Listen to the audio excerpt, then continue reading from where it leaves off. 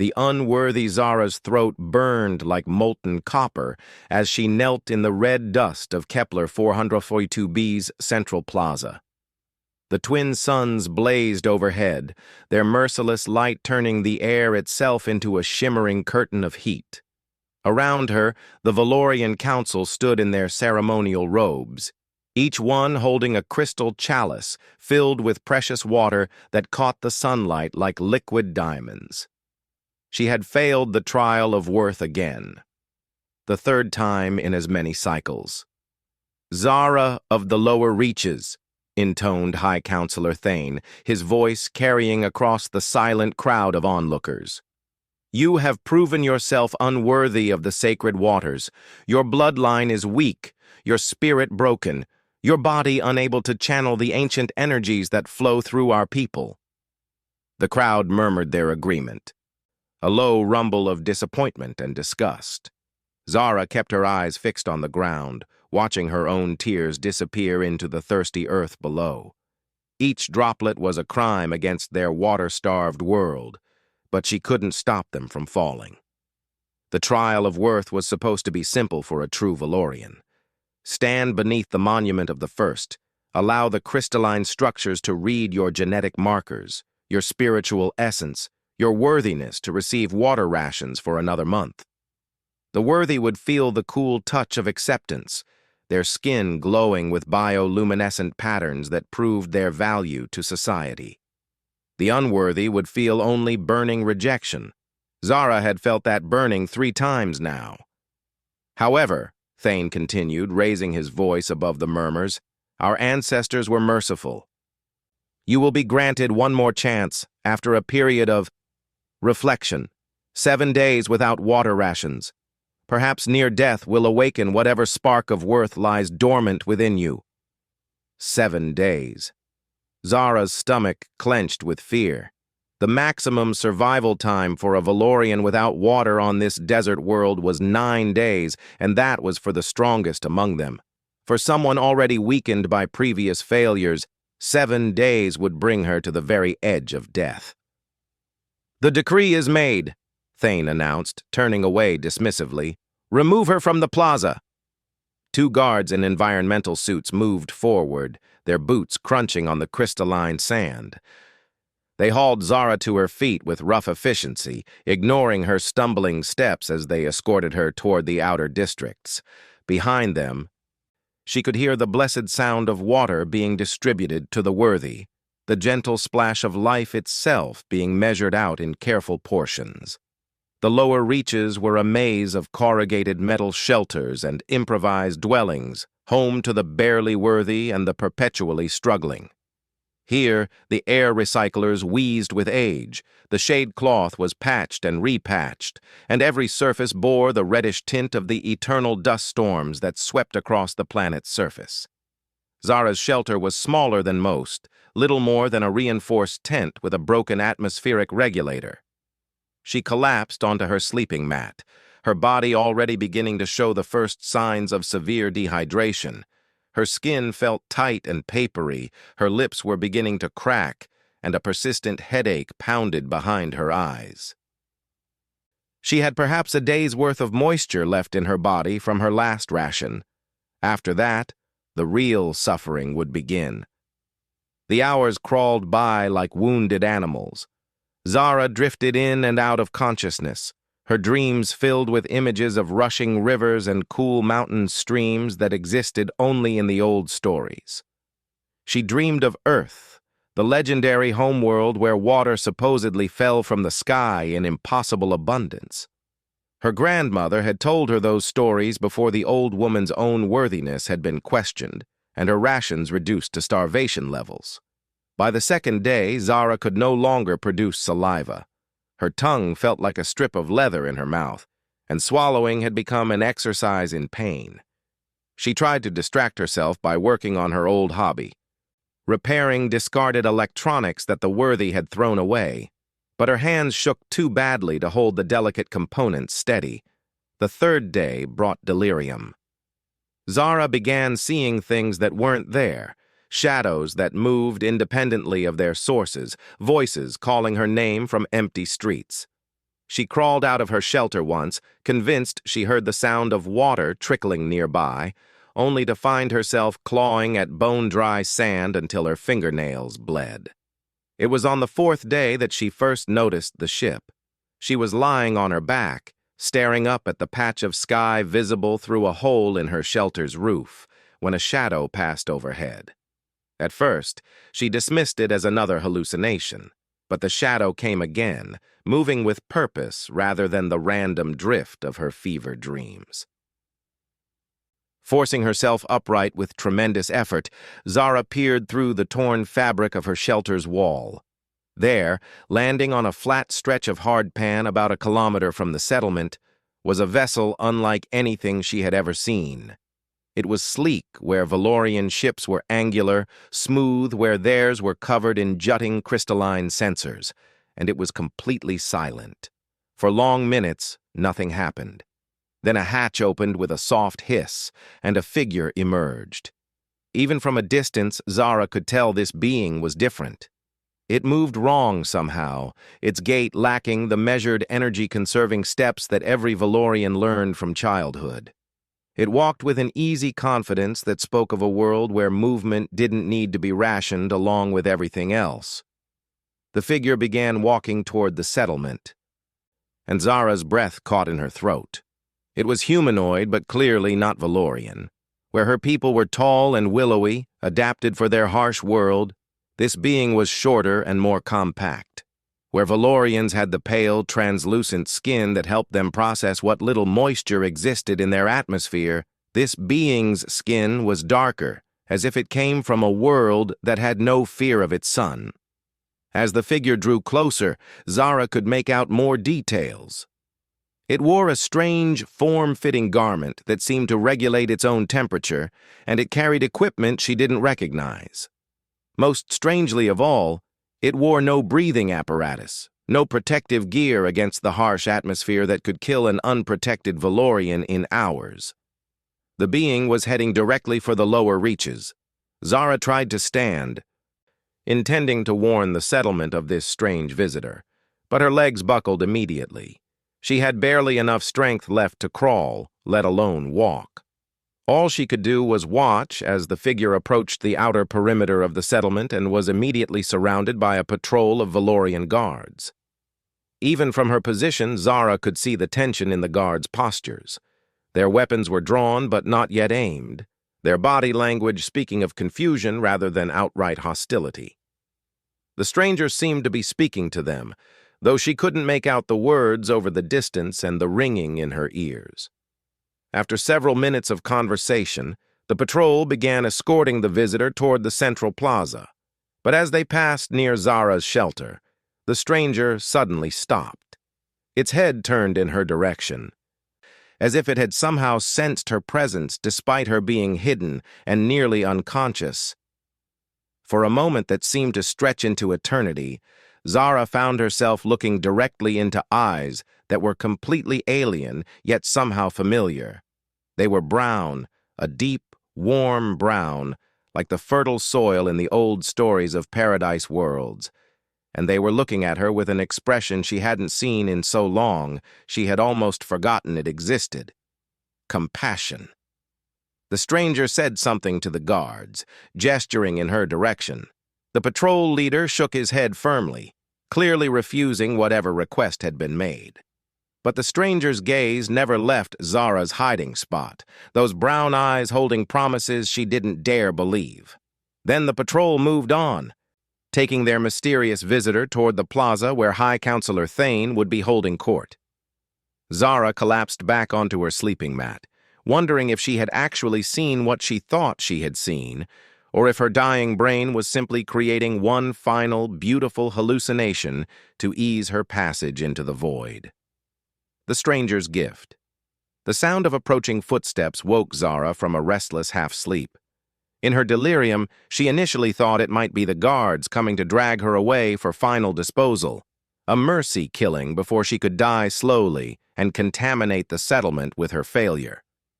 But these footsteps were different, softer, lacking the heavy authority of Valorian boots. She managed to turn her head toward the entrance of her shelter, just as the fabric was gently pushed aside. The stranger from the ship crouched down and entered her small space, moving with careful deliberation to avoid damaging her meager possessions. Up close, the being was even more alien than she had imagined. Its skin was indeed darker, a rich bronze color that seemed to hold warmth even in the harsh light filtering through her shelter's walls. Its hair was black and short, nothing like the flowing pale strands that marked Valorian nobility. But most striking of all were those eyes, brown and deep and filled with an intelligence that seemed both ancient and strangely innocent. "Hello," the stranger said, and Zara nearly gasped at the sound. The voice was speaking perfect Valorian, but with an accent she had never heard before, something that made each word sound rounder, warmer somehow. "My name is Marcus. I'm from a world called Earth." Earth, the legendary paradise world from the old stories. Zara tried to speak but only managed a croak through her parched throat. Marcus seemed to understand her distress immediately. "Don't try to talk yet," he said gently, reaching into a pack he carried. "I know what's happening to you. Your people told me about their trials, their water rationing system. They told me you were unworthy." The word stung even coming from this stranger's lips, but somehow it sounded different when he said it. Not like a final judgment, but like a mistake that might be corrected. Marcus pulled something from his pack, and Zara's eyes widened in disbelief. It was a container unlike anything she had ever seen, made of some silvery metal that seemed to radiate coolness.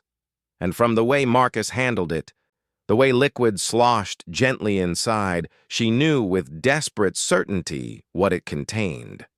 Water. Pure, clean, abundant water. "This is my flask," Marcus said, holding it up so she could see it clearly. "Where I come from, everyone has one. We carry water with us not because it's precious and rationed, but because it's so common we take it for granted. Our world is covered in it. Oceans, rivers, lakes, rain that falls from the sky every few days." Zara's vision blurred, and she wasn't sure if it was from dehydration or from tears she no longer had the moisture to produce. Such abundance was impossible to imagine. Water falling from the sky like a gift from benevolent gods. "Your council told me about your trials," Marcus continued, unscrewing the cap of his flask. "They explained how your people determine worth, how they decide who deserves to live and who should be allowed to die. They seemed very proud of their system, very certain of its righteousness." The smell of clean water filled the small shelter, and Zara's body responded involuntarily. What little saliva she could still produce flooded her mouth, and her hands began to shake with desperate need. "But you know what they couldn't explain to me?" Marcus asked, moving closer. "They couldn't explain how a system that judges people's worth based on their genetics, their family lines, their ability to perform ancient rituals, could be anything other than barbaric." He was directly beside her now, the flask in his hands like a promise of salvation. But he wasn't giving it to her yet, and Zara understood why. This was a moment that would change everything, and he wanted her to understand what was happening. "On Earth, we tried that once," Marcus said quietly. "We tried deciding who was worthy and who wasn't based on their bloodlines, their race, their religion, their social class. We called it by different names in different times: eugenics, racial purity, divine right, caste systems, and every single time we discovered the same thing. Any society that decides some of its members are inherently unworthy is a society that has lost its own worth." Zara tried to focus on his words, but the presence of the water was overwhelming her senses. Marcus seemed to notice her struggle and made a decision. "Here," he said simply, offering her the flask. "Drink." Zara's hands shook so badly she couldn't hold the container steady. Marcus supported it for her, helping guide it to her lips. The first drops of water on her tongue were like electric shocks through her entire nervous system. Her body seized with desperate need, trying to gulp down as much as possible, as quickly as possible. "Slowly," Marcus cautioned gently, pulling the flask back. "Too much too fast and you'll make yourself sick. Small sips, let your body adjust." For the next hour, Marcus patiently helped her drink, allowing small amounts at a time, while her body slowly remembered how to process the life-giving liquid. As her dehydration eased, her mind cleared, and she found herself able to speak again. "Why?" she whispered, her voice still hoarse but functional. "Why would you waste your water on me? I'm unworthy. The trials proved it." Marcus was quiet for a long moment, studying her face with those impossibly warm eyes. "Tell me about these trials," he said finally. "Tell me exactly what they test for." Zara struggled to sit up, her strength slowly returning as the water worked its way through her system. "They measure genetic purity," she explained. "The ancient bloodlines, the ones that can channel the mystical energies of our world. They test for spiritual strength, for the ability to commune with the crystalline consciousness that guides our people. They measure worth." "And what happens to those who fail?" "They receive reduced rations, limited water, restricted access to the city center, fewer opportunities for advancement. If they fail multiple times," she gestured weakly around her shelter, "they die." Marcus nodded slowly. "And tell me, in all the generations your people have been conducting these trials, have the worthy ones ever managed to solve your water shortage? Have they found new sources, developed better conservation methods, created technologies that might help everyone survive?" Zara blinked in surprise. The question had never occurred to her before. No.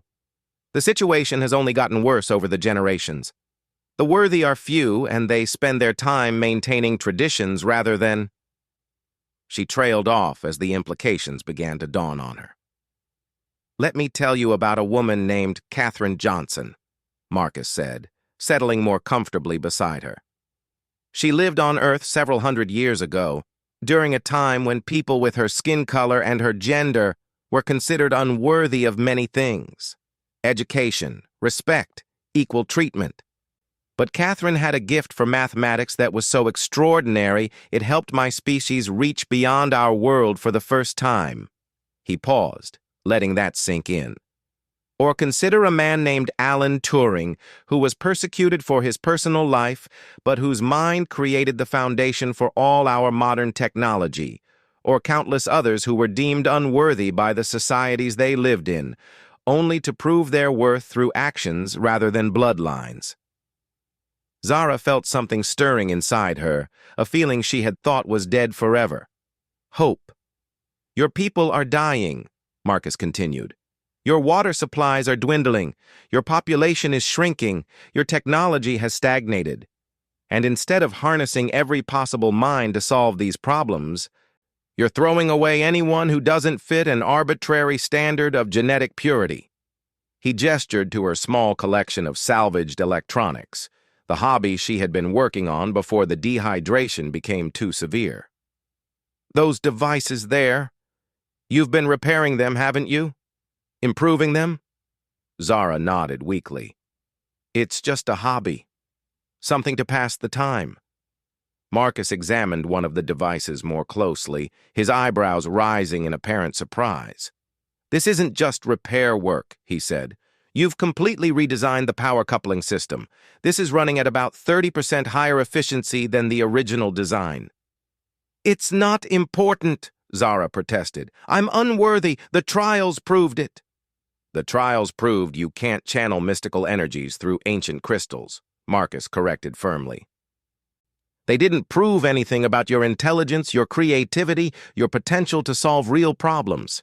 They just proved you're different from what your society expects."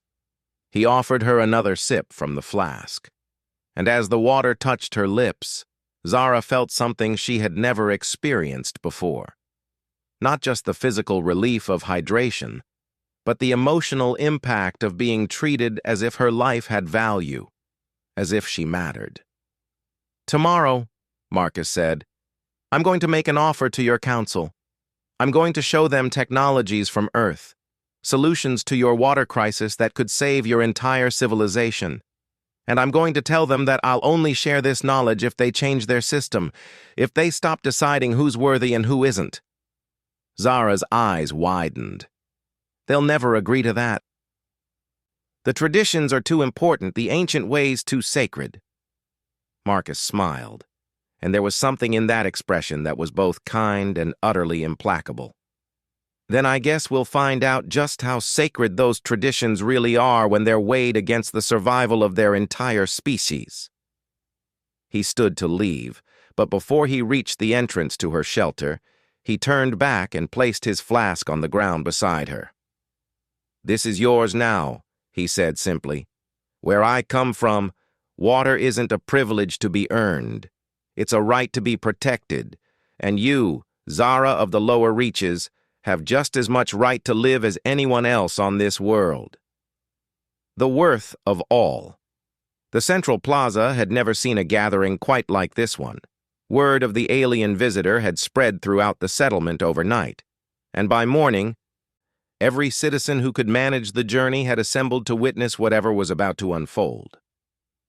Zara sat in the shade of a repair booth at the plaza's edge, Marcus's flask clutched in her hands like a talisman against the familiar weight of judgment. She had spent the night drinking carefully from the flask, following Marcus's advice about small, steady amounts. The water had worked miracles on her body, but it had done something even more profound to her spirit. For the first time in her life, she felt like she might actually deserve to live. High Counselor Thane stood at the center of the plaza, flanked by the full council in their ceremonial robes. Their crystalline staves caught the morning light, throwing rainbow patterns across the gathered crowd. Thane's expression was one of barely controlled irritation mixed with curiosity.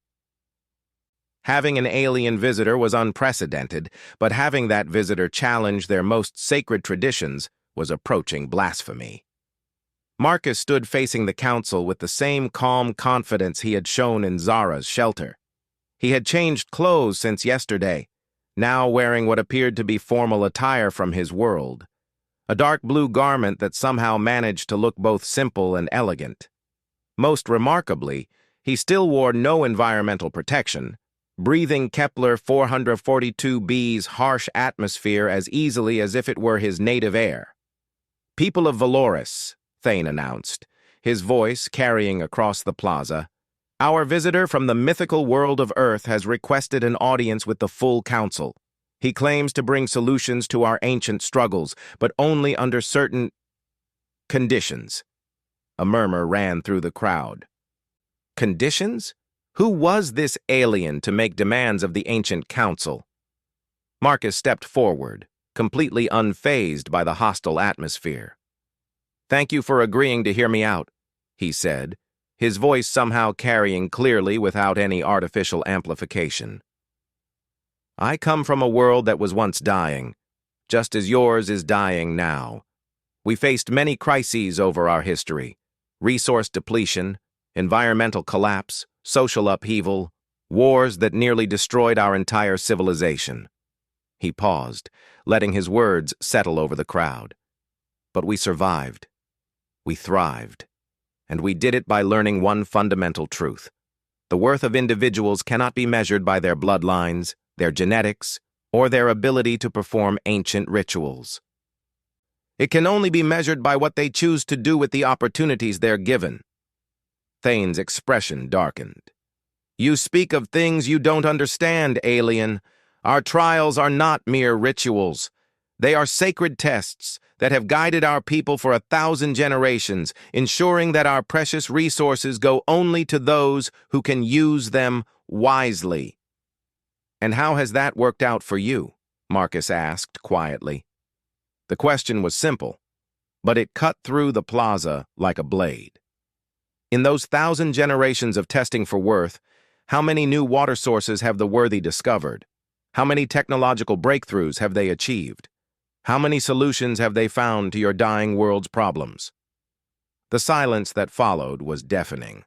Zara could see the discomfort on the faces of the worthy citizens. The way they shifted and avoided looking directly at Marcus, because everyone knew the answer to his question, even if they had never been willing to voice it aloud. Our traditions maintain order, Counselor Vera said, stepping forward. Without the trials, society would collapse into chaos. The unworthy would drain our resources until nothing remained for anyone. Marcus nodded, as if he had expected this argument. I'd like to tell you about a crisis my world faced several hundred years ago. A deadly plague swept across our planet, killing millions. Our medical establishment, our most educated and worthy healers, were completely unable to find a solution. He began walking slowly around the perimeter of the council, his voice carrying to every corner of the plaza. The breakthrough came from a woman named Frances Kelsey, who was considered unworthy by many of her peers. She was stubborn, difficult, unwilling to accept conventional wisdom. Because of traits that made her unworthy in their eyes, she prevented a medication from being approved that would have caused birth defects in hundreds of thousands of children. Zara found herself leaning forward, captivated by the story. Around the plaza, she could see others doing the same. Or consider Jonas Salk, Marcus continued, who refused to patent his vaccine for polio because he believed medical breakthroughs belonged to all humanity, not just the worthy few who could afford them. Or Norman Borlaug, whose agricultural innovations saved 1 billion people from starvation, despite coming from a farming family that many academics considered beneath notice. Thane raised his staff, the crystals flaring with inner light. Enough of these alien tales. Our ways are proven, tested by time itself. The worthy survive, the unworthy perish, and our society remains strong. Your society is dying, Marcus said flatly, his patience finally showing signs of strain. Your population has declined by 40% in the last century. Your water supplies shrink every year. Your technology has stagnated because you're throwing away the minds that might solve your problems in favor of bloodlines that haven't produced meaningful innovation in generations. He reached into his pack and withdrew a small device that Zara didn't recognize. It was sleek and metallic, covered in symbols that meant nothing to her, but somehow conveyed a sense of vast complexity. This is an atmospheric water generator, Marcus announced, holding the device where everyone could see it. It can extract moisture from even the driest air, producing 20 liters of pure water per day, using nothing more than solar power. 100 of these devices could end your water shortage permanently. A collective gasp went up from the crowd. 20 liters per day from a device the size of Marcus's backpack? Such technology was beyond anything the Valorians had ever imagined. I have the complete manufacturing specifications for these devices, Marcus continued, along with detailed instructions for creating an entire technological infrastructure that could transform your world into a garden paradise within 50 years. I'm prepared to give all of this to your people freely. Thane's eyes gleamed with desperate hunger, but his voice remained controlled. And your conditions? Simple, Marcus said. Abolish your trials. Stop deciding who is worthy and who isn't based on genetic testing and ancient rituals. Give everyone access to basic necessities like water and shelter. Judge people by their actions and contributions, not their bloodlines. The plaza erupted in shocked voices. Some shouted agreement, others outrage. Zara could see the crowd beginning to split along familiar lines. The worthy defending their privileges, the struggling masses seeing hope for the first time in their lives. Impossible! Thane roared, raising his staff high. Our traditions are sacred. We cannot simply abandon the wisdom of our ancestors for alien promises.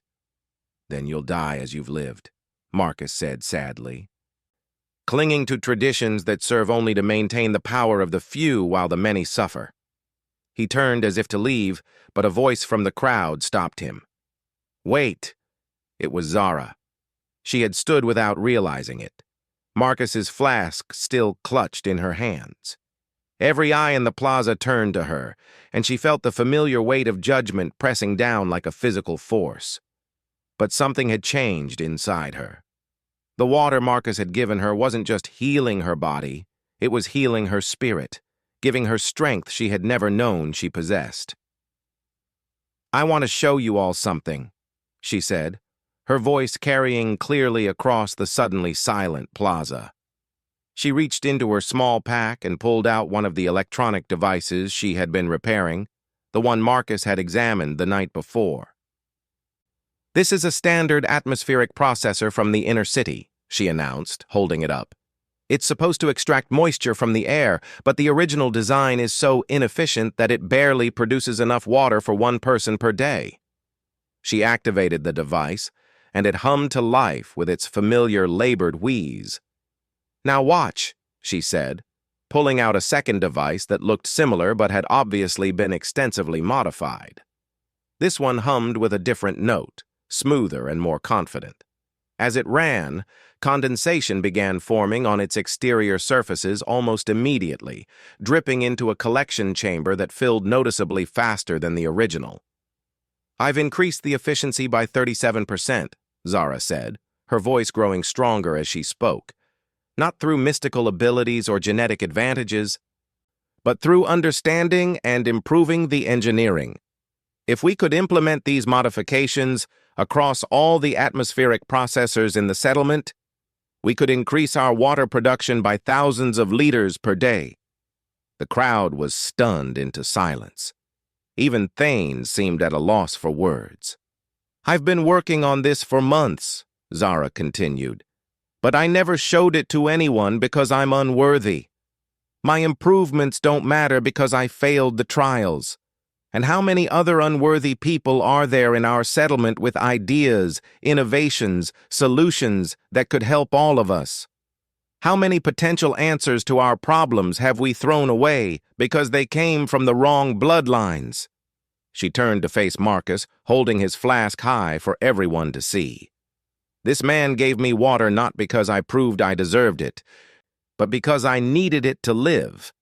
He treated me as if my life had value even when everyone else had written me off as worthless. And in doing so, he showed me something I had forgotten, that worth isn't something you're born with or something you earn through ancient trials. It's something you create through your choices, your actions, your willingness to help others even when they can't help you back." Zara walked forward until she stood beside Marcus, facing the council directly. "I propose we accept his offer, not just for the technology, but for the chance to become the people we're capable of being. The worthy and the unworthy together, working to solve our problems instead of fighting over scraps." The plaza erupted again, but this time the voices were different. Instead of outrage, Zara heard hope. Instead of defending old privileges, she heard people beginning to imagine new possibilities. Thane looked around at the faces of his people, saw the hunger for change that was spreading like wildfire through the crowd. His grip on his crystalline staff tightened until his knuckles went white. "Very well," he said finally, his voice heavy with defeat and bitter acceptance. "We will consider your proposal. The council will deliberate and announce our decision at tomorrow's gathering." Marcus nodded solemnly. "I'll be here," he promised. Then he turned to Zara and smiled that warm, impossibly kind smile. "We'll both be here." As the crowd began to disperse, buzzing with excited conversations about the future, Zara felt something she had never experienced before. For the first time in her life, she wasn't afraid of tomorrow's judgment. Because she had finally learned the most important lesson of all. True worth couldn't be taken away by others. It could only be given away by yourself. And she was done giving hers away.